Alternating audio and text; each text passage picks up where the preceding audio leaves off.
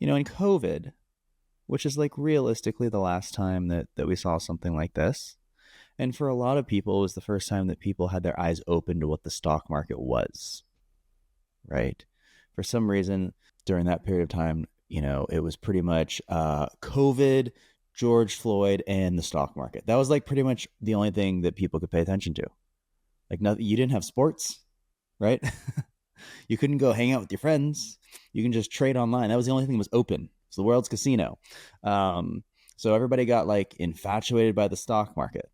Now, most people kind of just forgot about it since then, and it went back to doing its normal thing. But a lot of people's eyes were opened to the stock market, and now there's a lot of people who only pay attention to the stock market when something like this actually happens, right? Like they completely forget that we had what 25% 2 years in a row in the S&P 500 the last 2 years. No, they didn't hear about that. That didn't make the news. That wasn't fun. They just hear about these market volatility events. And the only thing they're constantly hearing from the news is when the market's dumping. Ah, you get these 5-year events every 5 years. That's the only time you pay attention. In COVID, we kind of get away with it.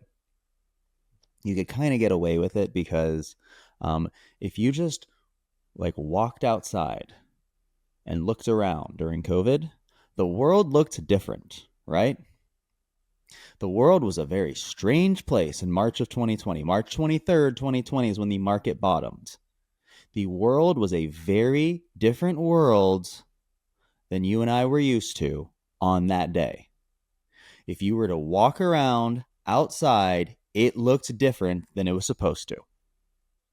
People could kind of rationalize why the market was taking a dump. People kind of understood that there were things that were different than just the stock market. They weren't so concerned about the stock market because, I don't know, everything they thought they knew about the entire world was kind of blowing up in their face. But look at the world today, right? We've kind of gotten used to this post-COVID universe. We're 5 years after that. Isn't that wild? That's half a decade. Okay. People have gone to high school and graduated high school in that period of time, or they're about to graduate high school. Isn't that insane? Isn't that insane? And if you are a normal person today and you were just to go take a walk, what would you see? The world looks the same as it does any other day. There isn't just a rational explanation for the stock market going down. March of 2020, take a walk, the world's on fire, the world's a zombie land, whatever it was back then. Okay, you kind of understood, well, maybe the market should be going down because everything's kind of weird right now. You go outside today, what do you got? I went to a restaurant on Friday. It was packed out. 2-hour wait. Nobody gave a shit that the market had been down 10% the last 2 days.